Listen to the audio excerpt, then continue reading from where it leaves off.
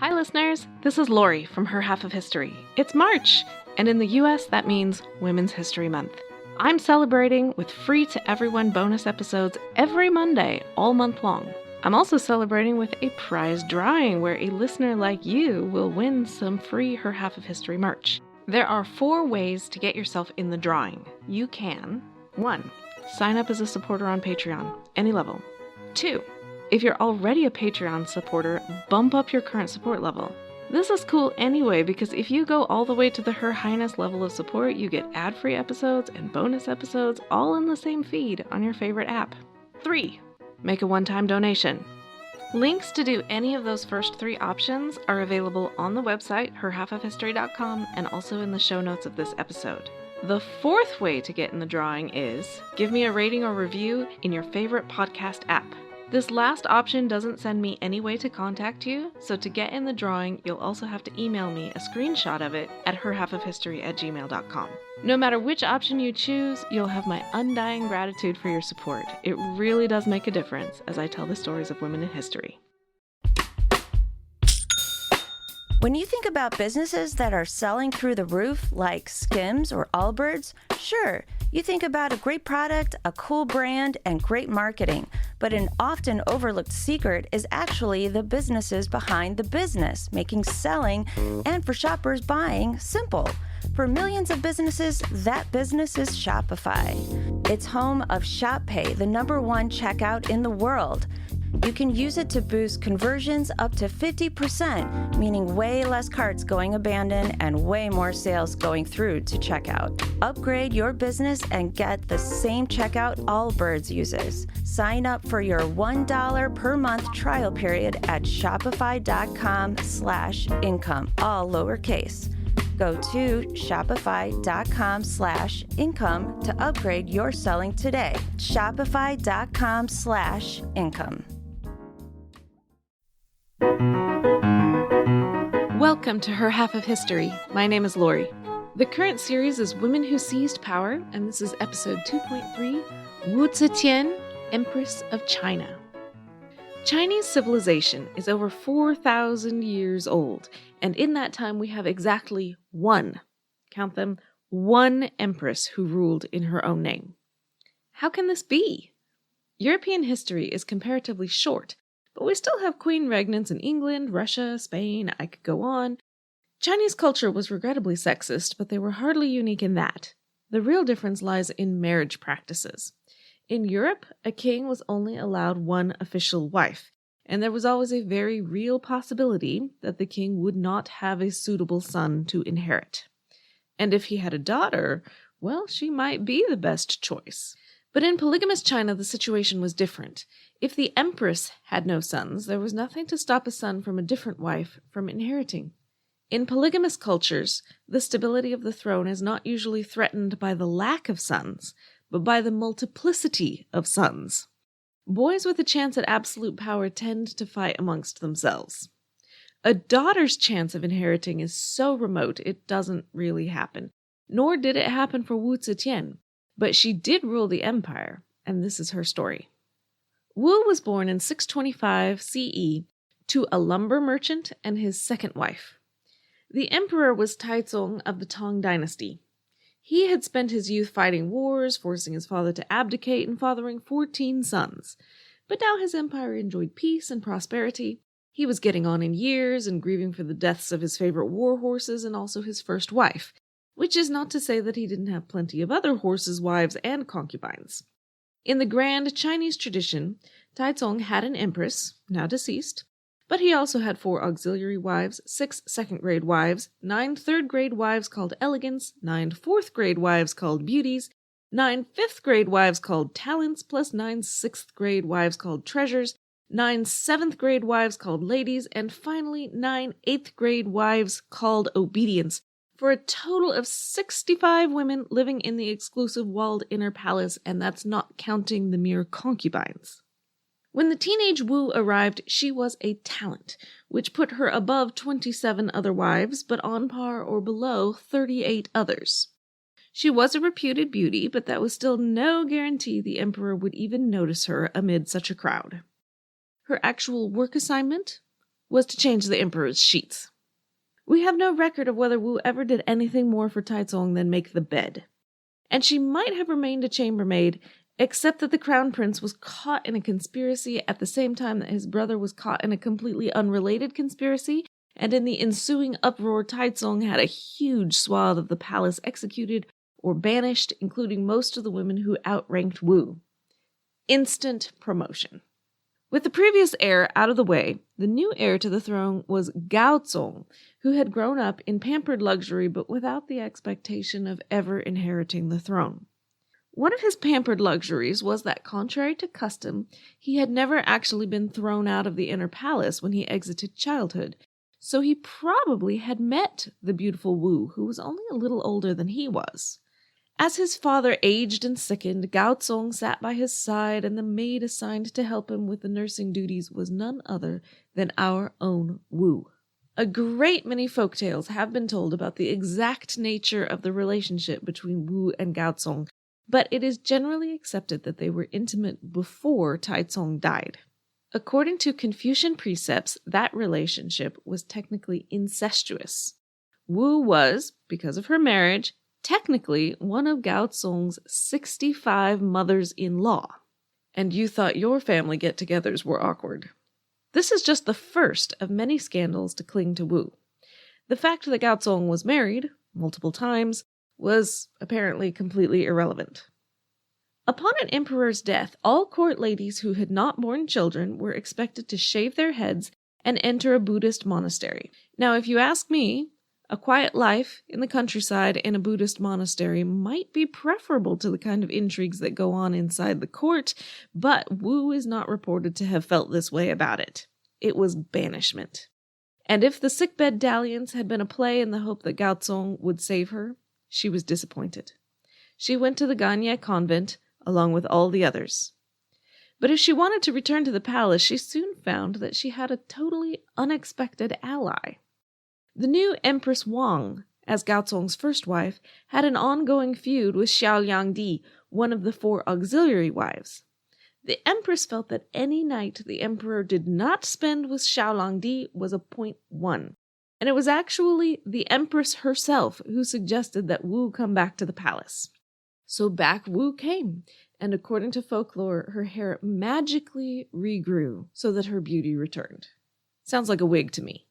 In this period, Wu presented Gaozong with 3 and possibly 4 children very quickly. She also made friends among the palace women because she was friendly and generous with the food and trinkets Gaozong sent her. Those relationships were to stand her in good stead when Empress Wang realized that her tactics had succeeded as far as marginalizing Xiaoliangdi was concerned. But it did her no good, since she had merely replaced one rival with a new rival. And now we need to pause the family squabble to discuss sources. All historical records are tainted by the motives, bias, memory, and sheer ignorance of the writer. In Wu's case, the record is particularly shady. She definitely engaged in misinformation campaigns herself. So did her enemies. So did subsequent generations, both those who loved her and, more commonly, those who hated her. The story is murky from here on out. Empress Wang was required by custom to visit any new child born to the emperor. When Wu had a baby girl, the empress came when Wu was not in the room, possibly intentionally. According to the empress's own account, she picked the baby up, played with her for a few minutes, then put her down and walked out. When Wu checked in later, her daughter was dead. Wu's story was that the empress strangled the child. Popular myth holds that Wu strangled the girl herself in order to frame the empress. And some have suggested that possibly the girl died of purely natural causes, but Wu used the occasion to engineer the empress's downfall. It's nasty, no matter which of those stories is true. And it was the beginning of the end for Empress Wang. After a series of negotiations, bribes, threats, and actual punishments, Gaozong and Wu convinced the ministers that they had caught the empress in a plot to poison him. Her supposed co-conspirator was none other than Xiaoliangdi. The former rivals were sentenced to house arrest where they could enjoy each other's company indefinitely. In no time at all, a group of ministers hit on a bright idea. Maybe, they said, Wu should be made empress now. Gaozong agreed immediately. The official proclamation lied about pretty much everything, from Wu's ancestry to her relationship with Taizong. It even claimed that she had no quarrels or disagreements with other ladies. One can assume the former empress would disagree. So Wu became empress in 655, but only at the side of the emperor, and that would not be enough to get her into my series on women who seized power. In English, we use the word empress or queen to mean both a sitting monarch and also the wife of a sitting monarch. Chinese is more specific. The word huangdi is used for the ruler and is usually presumed to be male, but is not actually inherently male as far as the language is concerned. The huangdi's wife is the huangho. So Wu had risen from chambermaid to huangho, but she was not the huangdi. Not yet, anyway. I'm Ken Harbaugh, host of Burn the Boats from Evergreen Podcasts. I interview political leaders and influencers, folks like award-winning journalist Soledad O'Brien and conservative columnist Bill Kristol, about the choices they confront when failure is not an option. I won't agree with everyone I talk to, but I respect anyone who believes in something enough to risk everything for it. Because history belongs to those willing to burn the boats. Episodes are out every other week wherever you get your podcasts. Now ensconced in some power, Wu made her next moves. She banished her half-brothers. This was taken as an act of astonishing foresight and forbearance. It would forestall the kind of infighting and blatant corruption so common among the extended family members of court officials. Conveniently, it also got rid of half-brothers Wu had never liked anyway. Next, she had the former empress and her fellow prisoner whipped, mutilated, and finally left in vats of wine for a lingering death. Wu's eldest son was declared the crown prince. Some ministers who had argued against her elevation were found to be involved in a conspiracy to revolt and banished south. Others were hounded into committing suicide. Having successfully removed all the old guard, the palace was now filled with ministers who were new, had no loyalty to the old Tang dynasty, and mostly owed their promotion to having supported Wu's rise to power. And where was Gaozong during all of this? Well, Wu was a healthy, strong-willed woman, and Gaozong was anything but. He was chronically ill, maybe with epilepsy or perhaps multiple sclerosis. In 660, he took a decided turn for the worse. He needed help with reading official documents and transacting imperial business, and Wu, always the supportive wife, was ever so glad to lend a hand. No one saw the emperor without going through Wu first. No one wrote to him without her knowledge. Nominally, he was still in charge. Practically speaking, she was running the empire, and by all accounts, she did it capably. She saw the empire through a successful war with Korea. Relations were established with far-flung lands, including the Arabs. The Silk Road was bringing riches into China. Her position naturally created enemies and gave rise to enormous speculation about what did the emperor see in her. Wu was accused, rightly or wrongly, of all sorts of scandals, and some of them have given rise to 1,300 subsequent years of pornography. Only one of those speculations deserves a place here. According to some traditions in Chinese medicine, the 65 women hanging around the emperor were not just a perk of the job, but actually essential for his physical health. There's a whole theory around yin and yang and male and female essences and keeping everything in balance, which means that if Wu had truly and totally captivated Gaozong's full attention, then perhaps the absolutely shocking and unthinkable relationship between them was what we currently know as monogamy. Do we really know this? No, but it's a more interesting theory than most. So, Wu was running the empire now, and she decided to hold a fengshan ceremony. The fengshan was a religious ceremony where the emperor announced his successes to heaven and earth. As such, it could only be held at a time when the emperor had enormous successes to announce. It had not been done in 600 years. No emperor had felt confident enough to do it. Wu had confidence in spades. In 665, the entire court traveled across brand new roads and bridges to the sacred Mount Tai. Witnesses from all over the world, by which we mean all over the world that China cared about, were called. According to tradition, the emperor planned to climb the mountain on foot. At the summit, he would sacrifice at a giant altar. He would ritually bury several jade slabs engraved with his successes, where their bulk would make the sacred mountain a wee bit higher than it had been before the Great Tang Dynasty. All this was carefully prepared, witnesses had arrived, proclamations had been made, when Empress Wu came out with just one little objection. According to Wu, this great ceremony had always had one serious flaw. The emperor made the sacrifice at the top of the mountain, closest to heaven, and that was all well and good because heaven was masculine. But the other half of the fengshan was earth, and earth was feminine. Therefore, a sacrifice at the bottom of the mountain had to be carried out by women. It only made sense. And if the feminine earth had been offended when previous dynasties had omitted this necessary part of the ceremony, then it would certainly explain why those dynasties were no longer in power, wouldn't it? The emperor simply wasn't qualified to do the job by himself. He needed his wife. Feminists love this episode. The scholars and religious elites were appalled, but Wu won, and the ceremony went according to her plan. She made herself an equal of the emperor in the most important religious ceremony in China. As ruler, Wu sponsored literary and educational projects, including the writing of biographies of women. She reduced taxes on silk and agricultural projects. She demobilized the army, though admittedly not until after it had conquered Korea.